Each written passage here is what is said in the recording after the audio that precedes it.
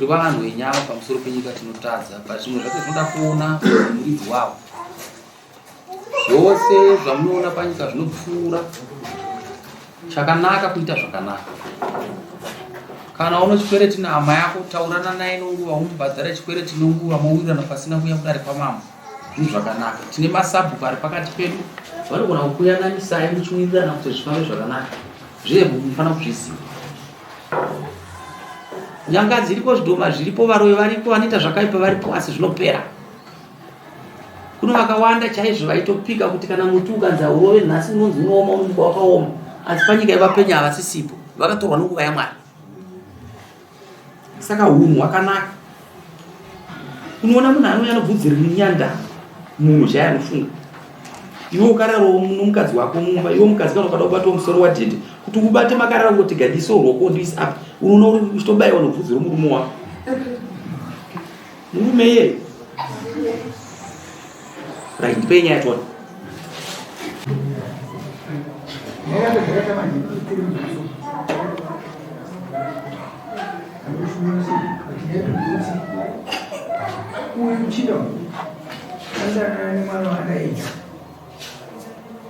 Damai ni mana? Aditi. Damai ni mana? Ada sini nak damai ni mana bisa. Asal mana tu futera ada sini? Ada ini.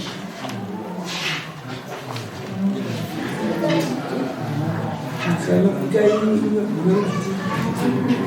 Ada sini ada damai ni mana? Ada sini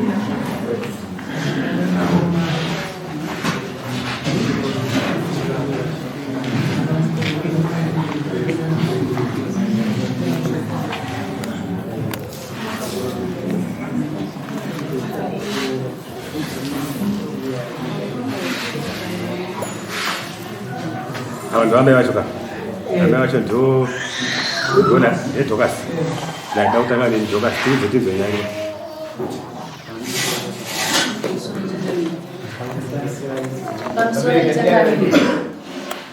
mwana ndakadana naye asi pane kazozota rudana nemwana ndakavandasiya makadanana ndivamazozisa kuti audana nomwana ndivamasiya mwana cho ndiye uyu saka makasiyira mwana ndizvo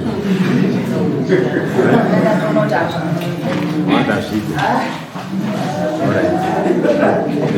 koiwe mwana taura kuti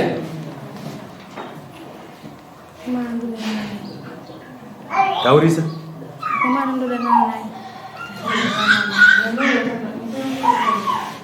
mukomana udanana naye mukomana wamai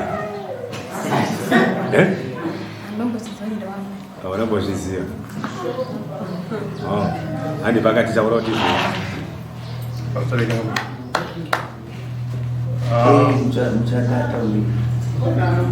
mwana ndozvokutaura kana akataura statement yakaita sei otherwise tongotsvaga kuti munomugadzira sei wozivi kuti kana akataura zvakanaka sei azvina kwazvishanda ko wakazvamisa sei kudana namai kuda nomwana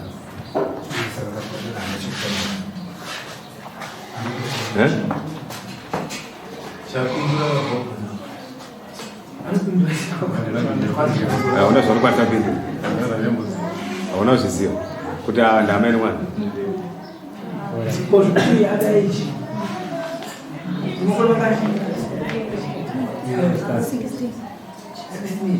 kuti yandei kwasana pakutaura musikana achiti amai ndakavatangira mukomana ndiwavo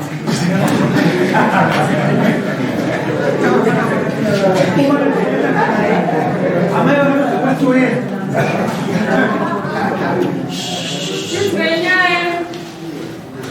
pindura ngazvoupindura asi wangu vasingazvizione kuti umana mbiri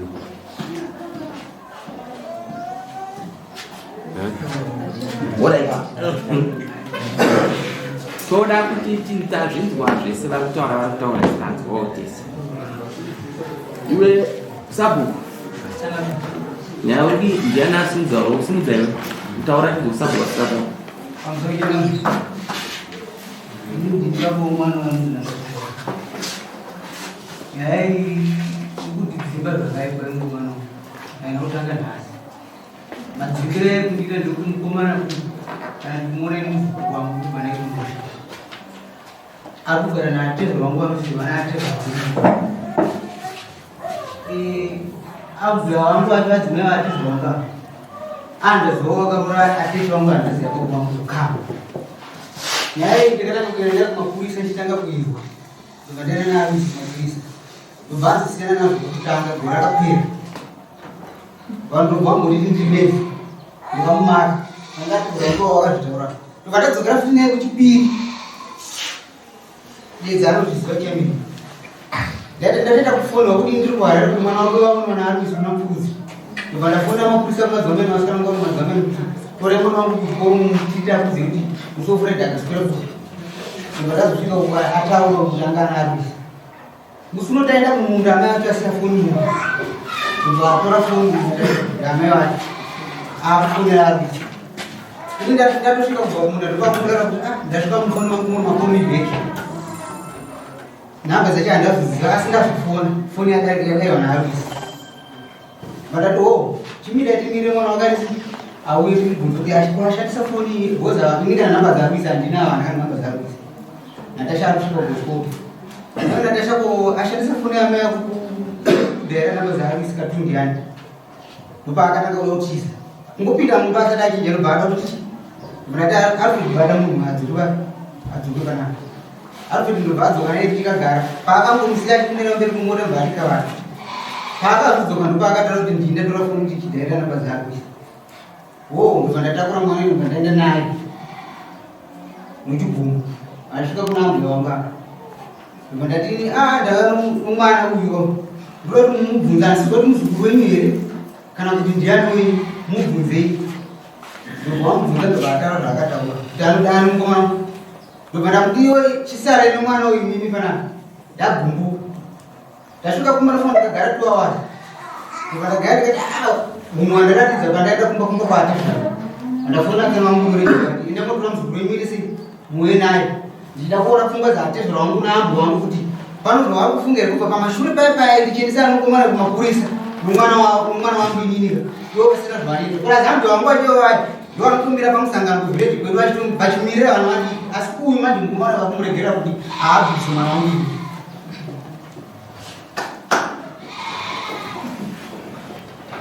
vanhu vakutozvifarira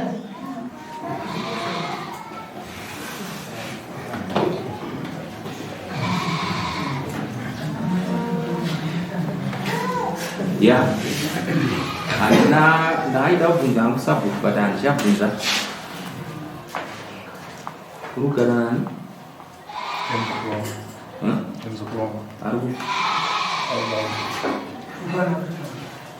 kuri kugara nesi ndiani vakwako sekuru pakuita se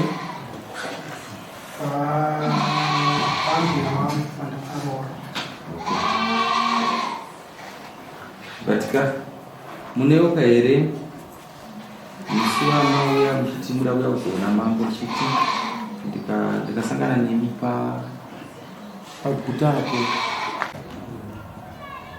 ndimanidzire nyika musi wakutaura yesu vana vedu naye rinombe dzokubhadharira sekuru vako saka toita sei naye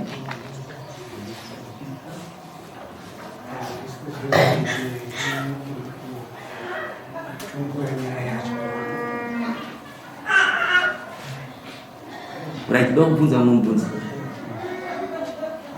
Mombe dzako iwewe dzinofudzwa nani?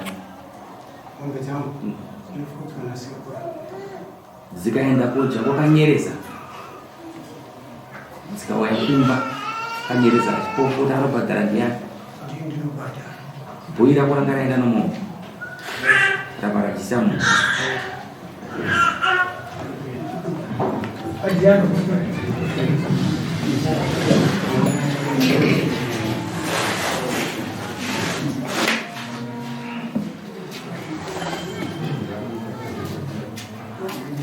Wewe aiwe mbuka basi.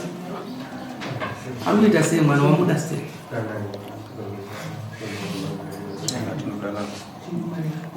Ukamvura makumbo nayo. Kunya.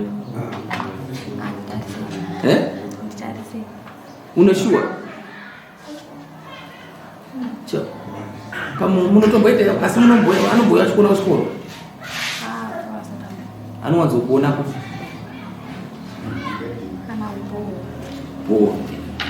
kweimwe nguwo kana pakunesi unomboenda kumuona kana akunesi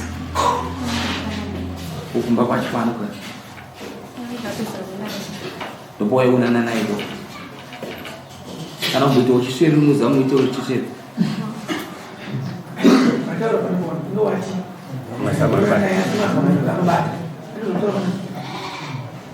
mazamu anongobata-bata zvako iro zamu kana tikabvunza vakadzi vakagara ukaribata-bata rinoita sei?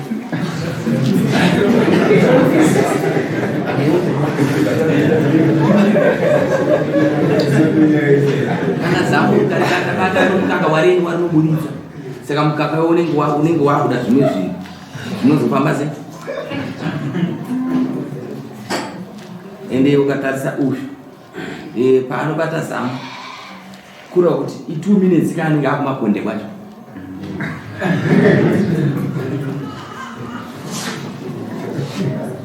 Pano zvinhu zviviri zviri papo. Pano nyaya yechaji yechimina, pano nyaya yekuroora mwana mudiki yekuda mwana kuabhuza bread dzemwana mudiki. Zvazambia yako bisa jaketi rako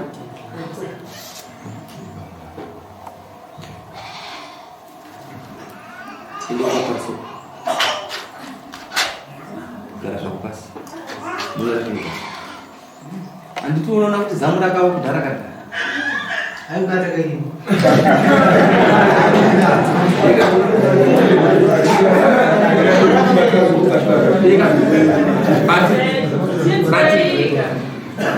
zamu rinowa here tisina kusvika ndokubata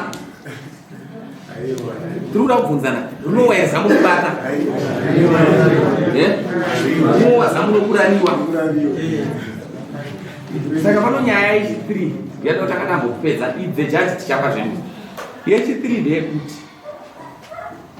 une makore uchishungurudzikana nomushinda uyu pamusoro pemwana wako nanhasi mushinda uyu haasi kurega mwana wako anaye ngatomboenda kuna angu anozamarasudza wakamira kwaunogenda zvavana taakutobvumbuka musi wacho ndikati inini zvanga zvaakungoti angomana mudiki kutipedza namo zvaita nomukadzi wacho anga akumudhimana mapano ndikatova tisiyai musaka munda menyu muchienda inindende kopara munhu paari bhozi mukomana vanhu vari kugara naye vamuregera ndosaka ndikutaura ndichiti iwe uda kuramba uchidana nayo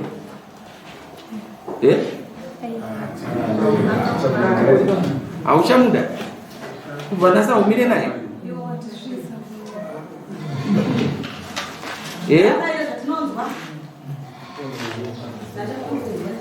hauchamuda kutanga nhasi hauchamuda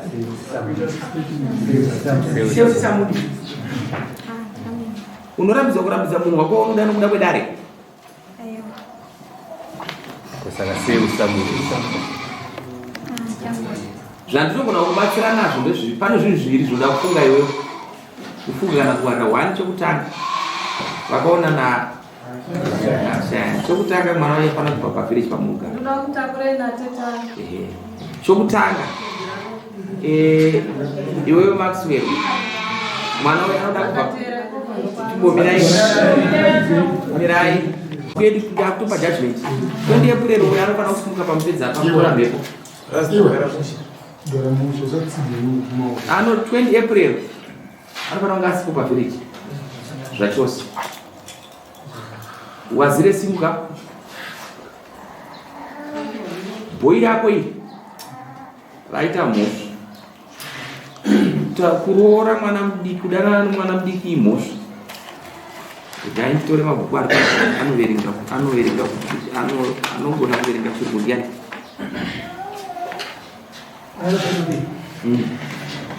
ndiverengerewo tione pamusoro chete havasida kwakawanda ungoti vanhu vanzwe language ipani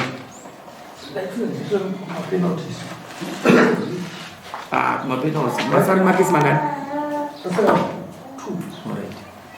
verenga kumapenalty matangwa verenga ipapo bylaws on ending child marriages in Ushu and Nyamaro chiefdoms.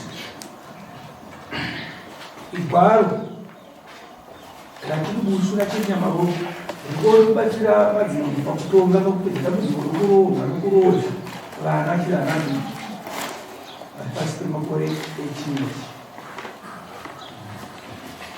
ndamuverenga mutongo chakatopasa kachipewa izvizvi kangoverengera mutongo 11:27 penalties.